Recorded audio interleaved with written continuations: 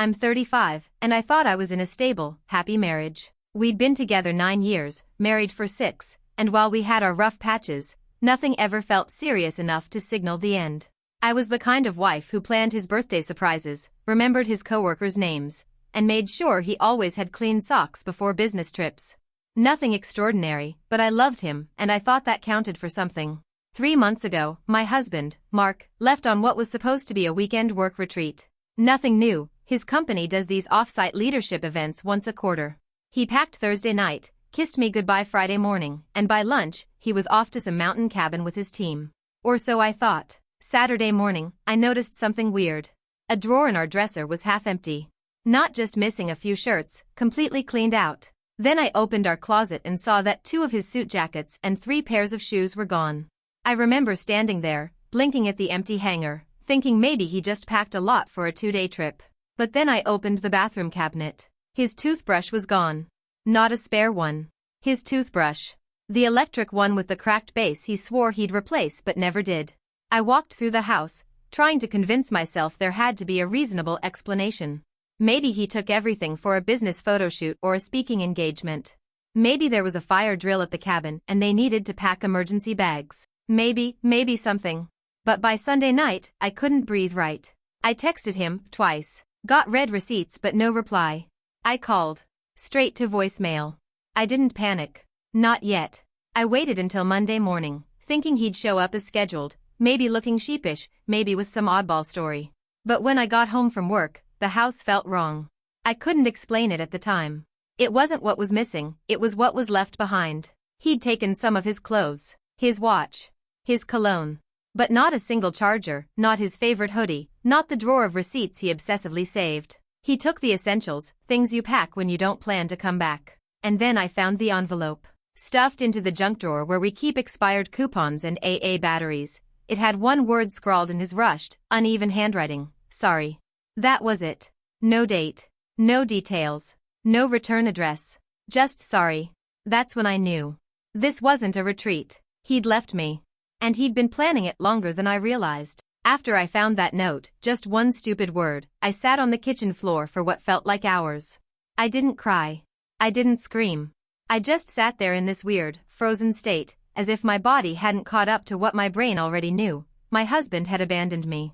But it wasn't real yet. Not completely. Not until I did what I promised myself I wouldn't do. I checked our shared bank account. I don't normally track his purchases. We'd always split bills and trusted each other with spending, but I was desperate for answers. I wasn't expecting what I found. 2 days before his retreat, he'd pulled $12,000 from our savings. Not transferred, withdrawn. In cash. That wasn't an accident. He didn't need a check for that kind of money. He didn't want a paper trail. I logged into his email next. Yes, I know that's not exactly ethical, but at that point, I was past caring. And I didn't have to hack anything, he'd never changed his password. Same one since college. I found a lease agreement in his inbox, for a 1-bedroom apartment in a part of the city we never went to, across the river, near where his office used to be, back before they moved last year. Lease started 2 weeks before he left, so he'd already moved in. The whole time I was reminding him to pack, folding his socks and printing his itinerary, he was already sleeping somewhere else, probably laughing to himself while I worried about whether his favorite protein powder would fit in his duffel. I stared at the screen in disbelief. The apartment manager's name was at the bottom. I googled the address. It was real. Not only that, it was fully furnished. I called the leasing office pretending to be his assistant, and the receptionist told me, "Oh, Mark? Yeah, he moved in a couple weeks ago. Seemed like a nice guy." Nice guy. He was playing house somewhere else while still kissing me goodnight and pretending we were fine. I didn't even know how to begin processing it. I went back into the bedroom and sat on the edge of the bed we used to share. The blanket still smelled like his shampoo. His pillow still had the dip from where his head would rest, and that's when the first tear finally fell. I wasn't sad. I was furious, and I was done waiting for an explanation. Next, I decided to find out who he'd moved in with, because no man moves out in secret to live alone. And something told me he wasn't alone. I couldn't sleep that night. I just laid there, wrapped in my robe, staring at the ceiling while the silence pressed in from every direction. The kind of silence that screams. I kept thinking, who helps someone disappear like that? Who makes it easy for them to walk away from everything without a single goodbye? So around 2 a.m., I went back into his email. I searched for anything tied to that apartment address, receipts, delivery notices, anything. What I found made my stomach drop. There were multiple confirmation emails from a local furniture store. A couch, dining table, bar stools, and a queen bed set. The delivery address? His new apartment. But the payment? It wasn't from his card. It was hers. Same last name I'd seen on a comment under one of his social media posts a couple of months ago. I remembered it because it stood out. He never posted much, and she'd written something like "can't wait for next week." Red heart under a random picture of his shoes. I clicked her profile, heart pounding. And that's when my breath caught in my throat. Her name was Lena. And I knew exactly who she was. She was at our wedding. She was in the group photos, bridesmaid adjacent. A +1 of a mutual friend, someone I barely registered at the time.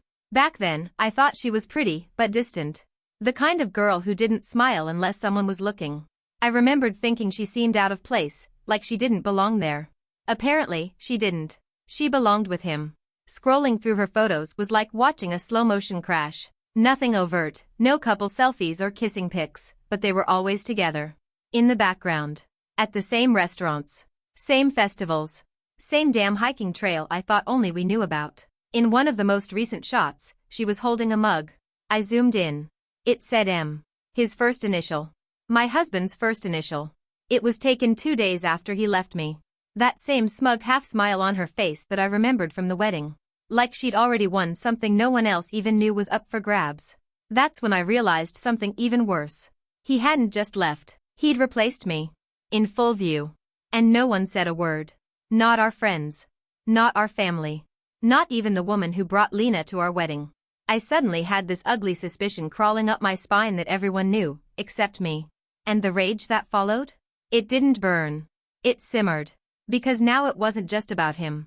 It was about all the people who helped him lie to my face. And I was going to find out just how deep this betrayal went. By morning, the rage had cooled into something worse as clarity. I wasn't stumbling anymore. I wasn't confused. I was focused. Mark had built a second life. He wasn't hiding from guilt. He was hiding from accountability. And I was done playing catch-up. So I made a list. Not of his things. Not of what to pack or cancel. I made a list of people. People who might have known. Top of the list? His younger brother, Kyle. Kyle and I were closer than most in-laws. He used to call me for advice when he was dating someone new or having roommate drama. Mark hated how much we talked. Said Kyle was immature, reckless, too quick to spill secrets. I used to laugh about it. Now I understood why that scared him. I waited until 9 a.m. and dialed Kyle.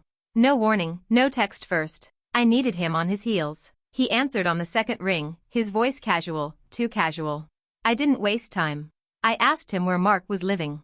He hesitated.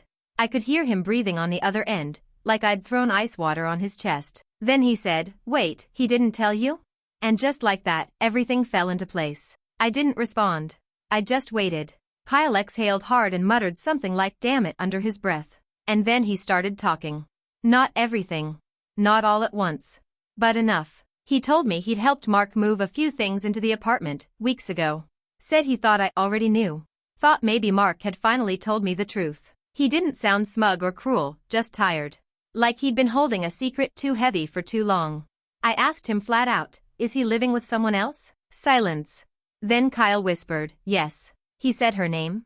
Lena. The same Lena from the wedding. The same Lena who paid for the furniture. Who commented under the pictures. Who had quietly replaced me like some well-planned operation. And that's when Kyle, who, bless him, is absolutely the world's worst liar, slipped up again. He said, "I told Mark he should have just come clean before moving in with her. Doing it behind your back was f***ed up. Before moving in with her. With her. So it wasn't some rebound thing. This was deliberate. I was disposable. Erased. Replaced. And Kyle knew. So I asked him one last question. How long has this been going on?" He hesitated. Said he didn't know exactly. But the way his voice cracked when he said, "A few months," told me everything I needed to hear. Months. He was cheating long before he moved out. Before the retreat. Before the note. Before the silence. And every single night he came home to me during that time, every kiss, every dinner, every lie, was part of the plan to leave me like I was some failed experiment. I didn't cry when Kyle apologized. I didn't scream. I just thanked him and hung up. Then I stood in my kitchen and realized, I didn't lose a husband. I lost an illusion. And now? It was time for everyone else to find out exactly who Mark really was. After I hung up on Kyle, everything around me slowed down. The fridge was humming. The ceiling fan was turning.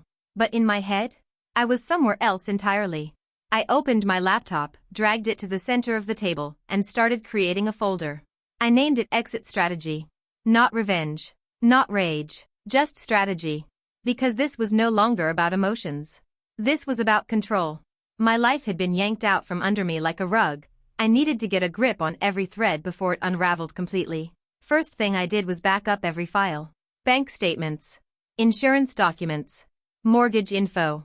Everything I had joint access to. I didn't want to make the mistake of getting locked out once Mark realized I was on to him. Then I downloaded the lease agreement from his email. That gave me the apartment address. I bookmarked Lena's social media. I took screenshots of the posts she hadn't even tried to hide. One of them showed the two of them at a brewery, and though it was just Mark's hand in the corner of the photo, I knew that watch. I'd gifted it to him on our anniversary 2 years ago. She was wearing my necklace in one photo. I started making a timeline. Not for legal reasons. Not yet. I needed to see it mapped out, to confirm that I wasn't crazy. That the overlap between his lies and her posts wasn't just coincidence. The dots connected too easily. In mid-February, I got food poisoning, and Mark slept on the couch so he wouldn't get sick. That same weekend, Lena posted a video at a cabin with a fireplace identical to the Airbnb we once stayed in. In March, he forgot our date night and said he had a networking dinner. Lena tagged the same sushi place at the exact same time. The tablecloth, the wine bottle, the background music, it all matched. Every single thing I thought I was paranoid about? I had been right. I wasn't losing my mind. I was being manipulated. So I kept going. I went through our Amazon history. It was mostly normal stuff, until I saw an address I didn't recognize, once. Then twice. Then 5 times. Same apartment building as the one from the lease. I checked the delivery dates. All lined up with the nights he said he was working late. He wasn't just living there. He'd been building a home there, with her. That's when I made the decision. This wasn't going to be a quiet divorce. This was going to be a public exit. Not because I wanted attention, but because he counted on me being too embarrassed to say anything.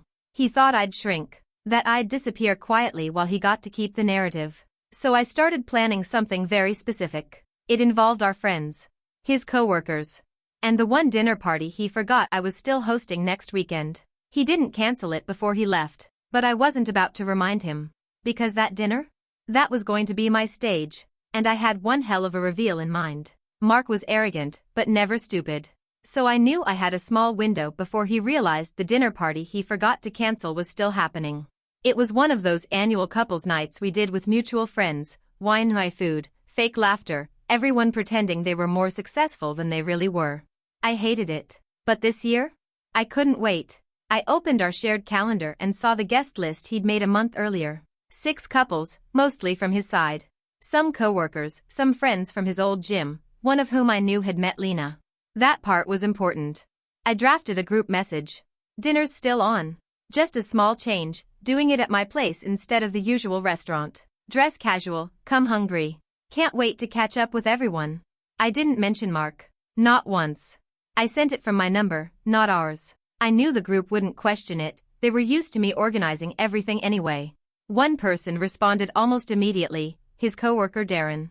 Said he was excited and would bring a surprise. Which, considering the timing, sent a chill up my spine. I had a gut feeling I knew who that surprise might be. I hoped I was right. Meanwhile, I spent the next 2 days prepping, not food, not drinks, not music. I was preparing proof. I printed photos, emails, calendar logs, delivery receipts, screenshots of Lena's social media, and text messages Mark had sent to M from a burner Google account he thought I didn't know about. Spoiler, I did. I laid it all out like an investigator building a case. Not because I needed them to believe me, but because I needed them to understand there was no denying it. And I didn't invite Mark. That was intentional. I knew if he showed up early, he'd find a way to spin it. But if someone else, say, Darren, brought Lena, then I could reveal the truth in real time. I even created a slideshow.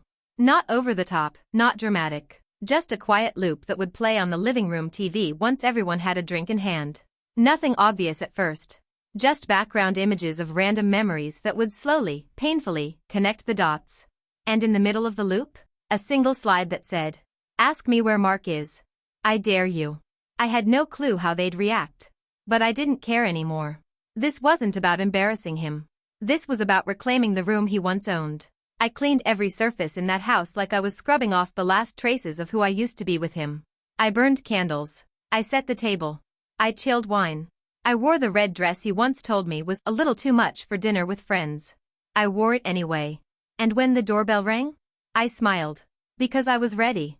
The first couple to arrive was harmless Anna and Matt, old friends from Mark's grad school days. They brought wine, made small talk, complimented my dress. Anna asked if Mark was running late, and I smiled and said something like that. More people trickled in. My living room started to fill with easy laughter and the clinking of glasses, the same kind of energy I used to find exhausting. But now, I felt strangely calm.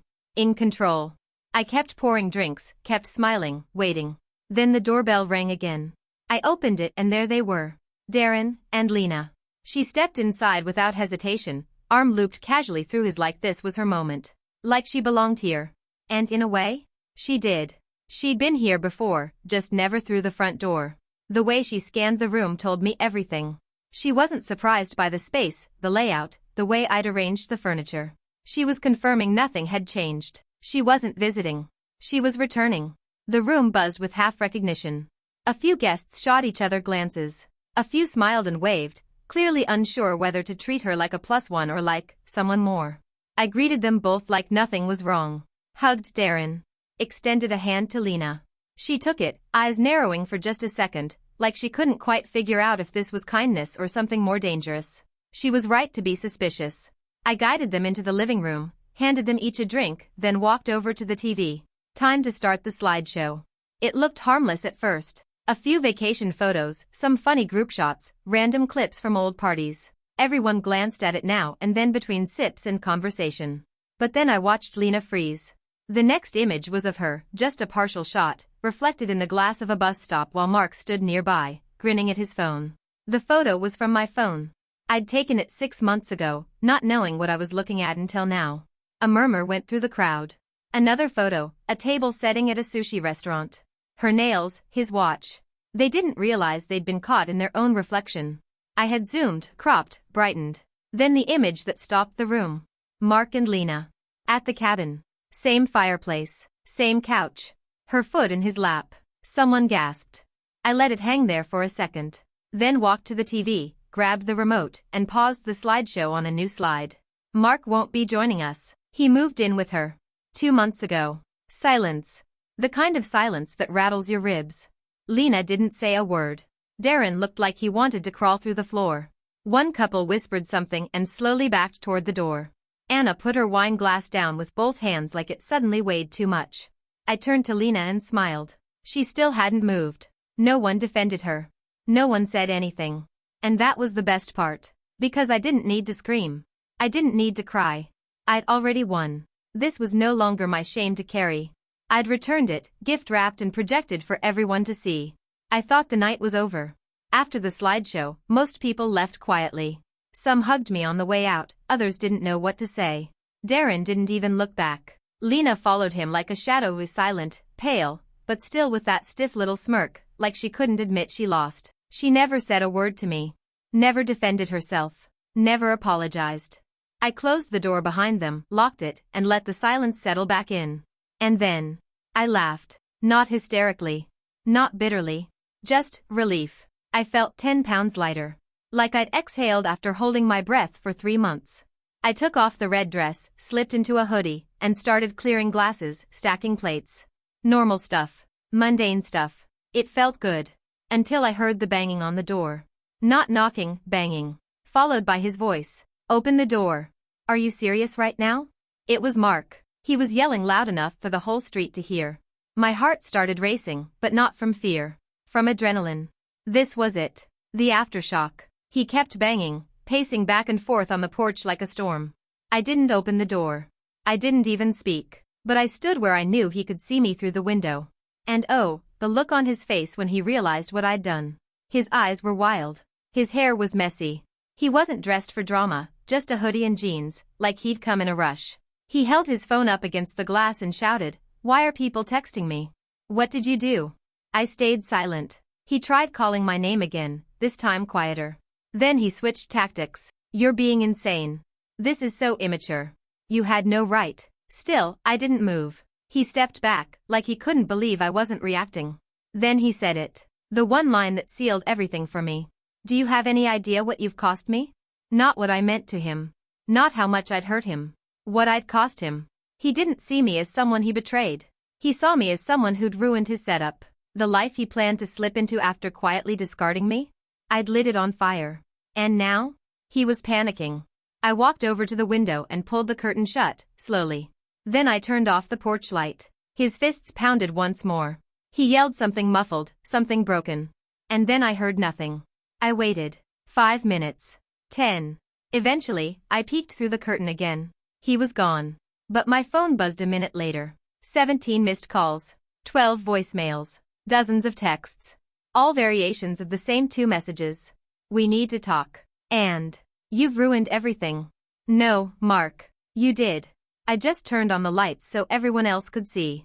The next morning, I woke up to another flurry of texts, this time longer, more carefully worded, like he'd traded rage for strategy. The subject line of the email he sent me? "Let's handle this privately." I almost laughed. Because after what he did, now he wanted privacy? After I was blindsided, humiliated, and treated like an afterthought, now he wanted to talk like adults? But I opened the email anyway. Curiosity more than anything. It was 4 paragraphs of wordy justification, subtle gaslighting, and a clumsy attempt at manipulation. He called the party vindictive. He accused me of damaging relationships beyond repair. Then he threw in the word reputation 3 times, once referring to his, once to mine, and once to Lena's. That last part?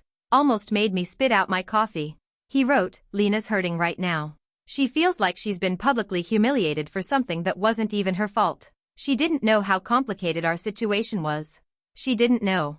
Let that sink in. She didn't know. The woman who furnished the apartment. Who tagged him in posts. Who let herself be seen with him weeks before he left me. She didn't know. I kept reading, mostly out of morbid fascination. His tone shifted in the last paragraph. Less aggressive. More desperate. He said he regretted how things ended. That we should have had a proper conversation. That maybe, in time, we could have a civil closure. Then he made a mistake. He wrote, "The only thing I ask is that you delete the folder. You know which one." And suddenly, everything snapped into place. I hadn't told him about the folder. The one labeled exit strategy.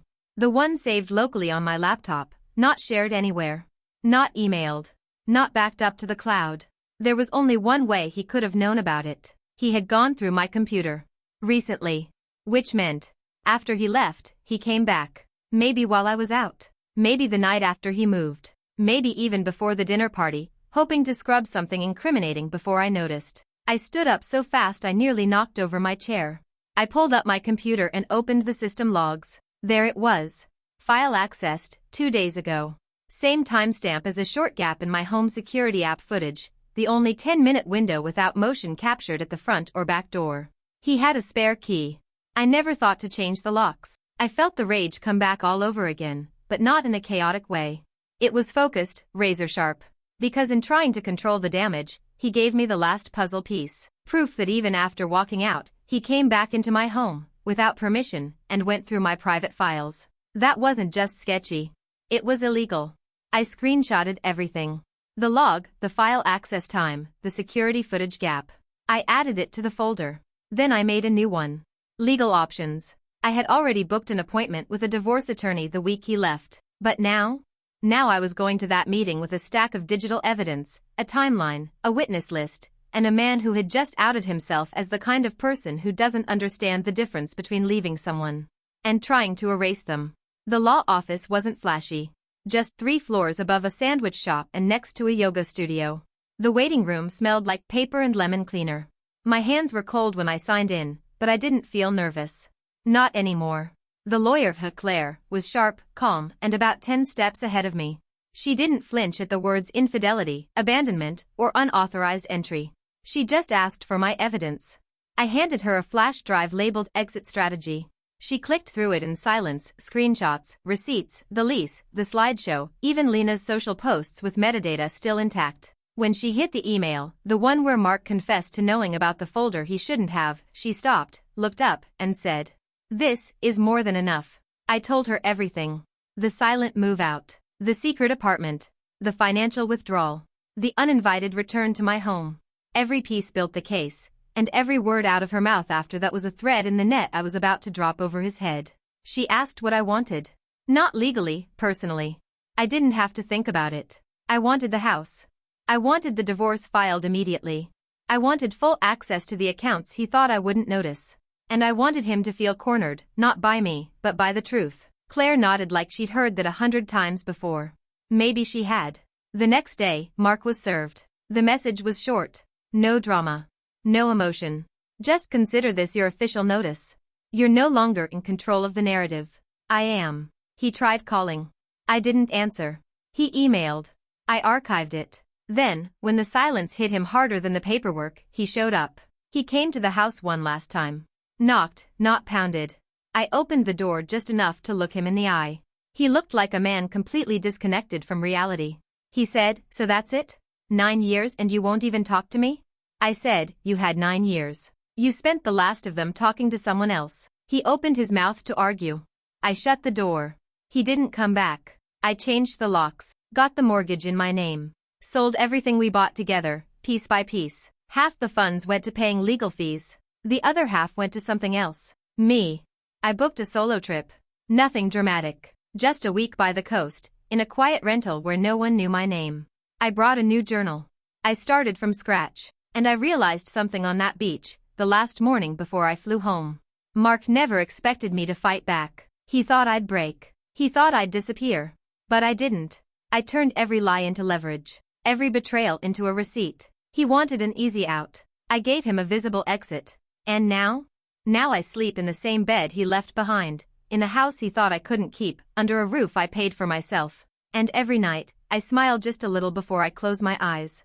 Because I didn't just survive him. I outgrew him. Completely.